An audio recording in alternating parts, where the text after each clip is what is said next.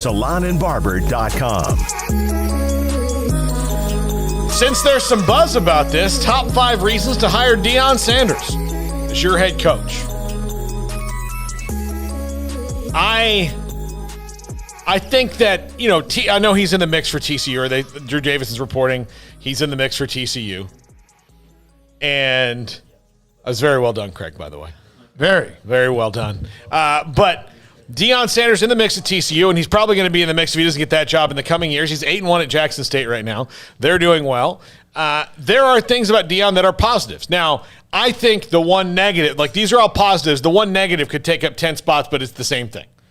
The one reason you don't hire Deion, and I'll say this before I say the 5 reasons you do, is Deion is all about Deion. And while he might advocate for athletes and young men, Deion is always going to be about Deion first.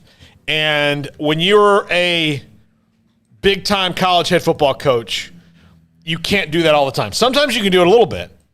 Steve Spurrier was about Steve Spurrier, but he knew when not to be. Nick Saban's about Nick Saban as much as and as selfless as he is as a coach, but he knows when not to be. I don't know if Deion has ever developed that skill, but here are the reasons you should hire him.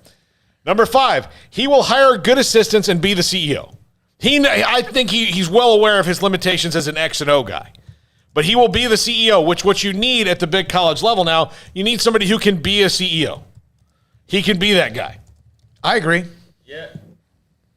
Yeah, he can be. I wonder how many guys are going to be able to deal with the ego, though. Yeah. If you're a coach who doesn't care about getting any credit for anything, then yeah, go coach under Deion. Mm-hmm. But if you're somebody who is like sitting there with grand dreams of being the next head coach in the Big 12 or something, and to do so, you're probably going to need to get a little bit of attention. I'm probably not coaching under Deion, honestly. Yeah. He's the CEO. He's the figurehead. So, yeah, the good part about it is you know where it starts and stops. It would start and stop with him as your head coach and go nowhere else. He could definitely fill that CEO role. And I would trust him, or trust, maybe not the right word, but I would actually think I don't know. I don't know if that would be better for him than being just a straight-up head football coach, but it seems like it would be. Yeah. Number 4, the initial buzz as you get the excitement will last a little bit longer than normal with Deion because people will keep talking about it because he's Deion Sanders. He's Coach Prime now, and that will go a little bit longer. And I think that you can really do some things, not even just recruiting, which we'll talk about in a second, but outside of that'll help build your program, especially if you are a school like TCU that's a really good job and needs like attendance and all these things. Deion, I think, will help with that. I agree. Yeah, he would. The guy is all buzz and always has been his entire career, and he knows how to generate. Yeah, he knows how to generate talk and generate attention and things like that. So, yeah, Deion at a bigger school is certainly going to be in the news more often than any other coach probably being at that same school. Absolutely. Yeah. At number 3, television will move up your game a spot or 2 each week. I promise, because Deion's buzz will mean TV ratings. So if you're worried about like even your non-con little nobody games, it's probably going to get more coverage than it normally would because of Deion. So you're going to get attention you normally wouldn't, even for your kind of crappy games, because of Coach Prime. Yeah, it depends on what school he's at, obviously. Yeah. It depends on winning ultimately, because that might last for like a season. But, if they're 0-10 or whatever, then, I don't know how much people care about the 0-10 former NFL head superstar. But yeah, there definitely would be more consideration given to a Texas Tech or something if Deion was coaching. Yeah, I could see where that would be attractive to TV networks. Yeah. Number 2, and this could be number 1. I think number 1 and number 2 are interchangeable here. But number 2, your NIL will be second to none because this guy's already marketing himself, and companies are going to come in and market the players too. So he'll know how to get that done.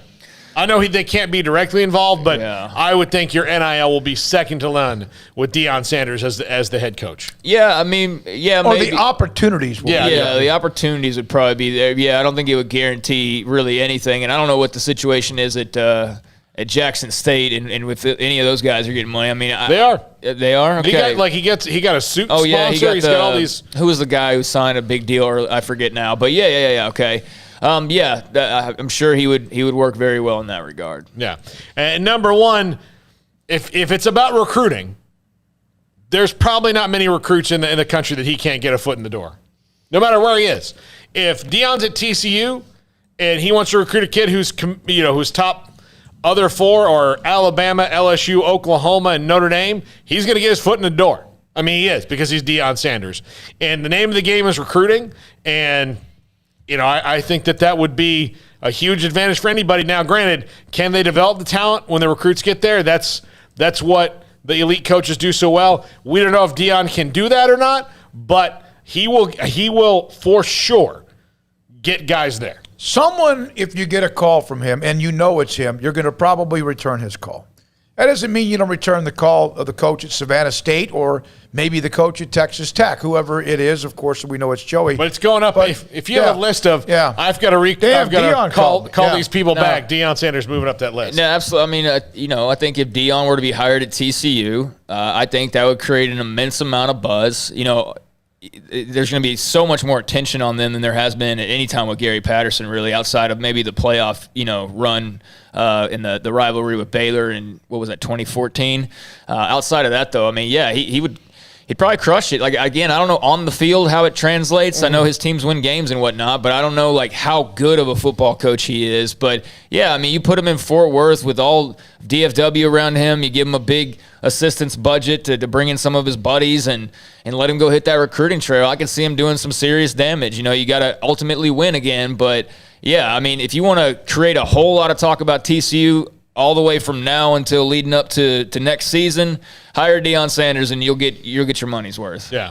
All right, from the chat room, JG, 3 is spot on, Paul, if at a Power 5. Yeah. And I think that's what Paul's suggesting is him making a big jump to a TCU, for example, which is where a lot of the rumors are right now. But, yeah, in Fort Worth, I'm sure Deion would do much better for his players NIL-wise with what he could do as opposed to a Gary Patterson. And I don't think it'll be this cycle that he gets this. I think that Unless it's TCU. I even think then they're going to want somebody who has a more proven track record as a head coach. And that's fair. Winning games. But it's going to be soon. He's going to be at a Power 5 school as the head coach. Michael Wall, thank you, but we're the ones that thank you for serving our country. Thank you to all Sikkim 365, all of the listeners showing and sharing. Appreciate